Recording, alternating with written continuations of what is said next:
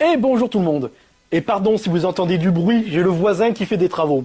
Alors cette vidéo, ça sera pour réagir aux affirmations de Olivier Guébali, délégué des Alpes-Maritimes du souvenir napoléonien, qui sur le plateau de BFM Côte d'Azur a dit ceci.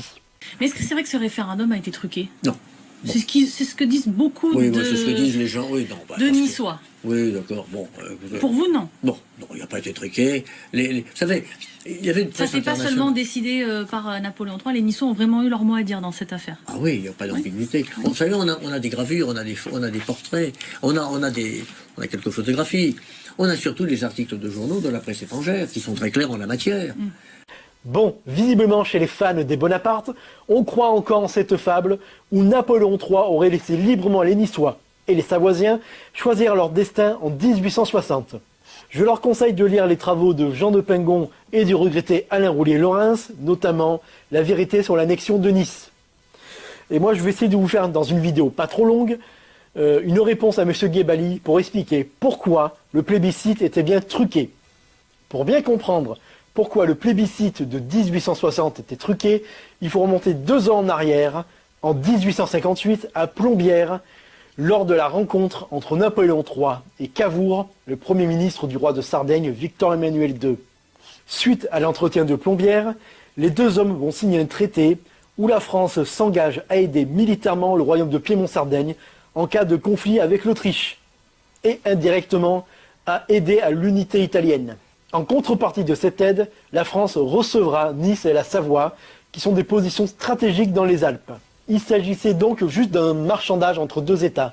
Mais comme nous ne sommes plus au Moyen-Âge, où deux souverains peuvent s'échanger à leur guise des territoires et des populations, nous sommes au XIXe siècle en Europe, au moment du réveil du sentiment national chez les peuples.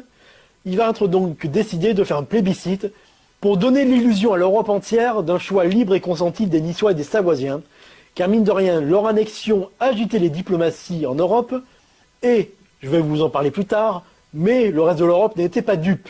Évidemment, face aux enjeux énormes, on parle de l'unité italienne, il était impossible pour Napoléon III ou pour Victor-Emmanuel II de laisser Nice et la Savoie être libres de son destin.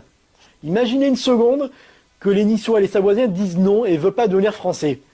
Peut-être que l'Italie unifiée telle qu'on la connaît aujourd'hui n'existerait pas. Et c'est pour cela que Victor-Emmanuel II va donner carte blanche à Napoléon III pour organiser les plébiscites à Nice et en Savoie. Car le bonhomme, depuis son coup d'État de 1851, était rodé en la matière, en laissant les élections en France, mais les manipulant à sa guise pour donner l'illusion de la démocratie. Une très bonne vidéo de la très bonne chaîne Nota Bene en parle. Le régime impérial s'arrange pour que certains candidats soient favorisés. Le nom du candidat qui soutient l'empereur et son gouvernement est précédé de l'appellation candidat officiel. Et les maires doivent inciter les citoyens à voter pour eux. Ajoutez à ça une population encore en partie analphabète, l'absence de vote à bulletin secret, la censure de la presse et l'interdiction des réunions politiques, et vous tenez le parfait cocktail pour manipuler à votre guise les élections. Donc Napoléon III va appliquer les mêmes méthodes à Nice et en Savoie, avec en plus manipulation des listes électorales, et l'absence surtout d'un bulletin non. Vous savez tous à quoi ressemble le bulletin oui, mais est-ce que vous avez déjà vu un bulletin non? C'est normal, ça n'existe pas. En 1860, si vous vouliez voter non, il fallait l'écrire sur un papier devant tout le monde, et autant dire que ça pouvait vous causer des problèmes. Donc, résultat du plébiscite, à Nice, 99,2% de oui à la France, et en Savoie, c'est encore mieux, 99,8% en faveur de la France. Avec des scores dignes d'un Poutine annexant une partie de l'Ukraine, comment peut-on encore croire que le plébiscite n'était pas truqué? Plutôt, je vous disais que ce plébiscite a été organisé afin de donner l'illusion au reste de l'Europe d'un choix libre et consenti des peuples. Mais le reste de l'Europe n'était pas dupe du tout. Il suffit de lire les journaux de l'époque. Il y avait notamment un correspondant du Time qui, en parlant du plébiscite, disait que c'était la farce la plus abjecte jouée dans l'histoire des nations. Et le journal de Lausanne, lui, détaillait les fraudes qui a eu lieu pendant le plébiscite à Nice. Mais si l'Europe n'était pas dupe, personne n'était prêt à aller jusqu'à faire une guerre à la France pour sauver Nice et la Savoie. Et je vais m'arrêter là parce que cette vidéo va devenir trop longue. Je ferai certainement une deuxième partie tant le sujet de 1860 est complexe. Et pour conclure, je vais m'arrêter sur le terme exact qu'il faut employer en parlant de 1860. Il s'agit d'annexion. Ce n'était pas un rattachement, mais bien une annexion.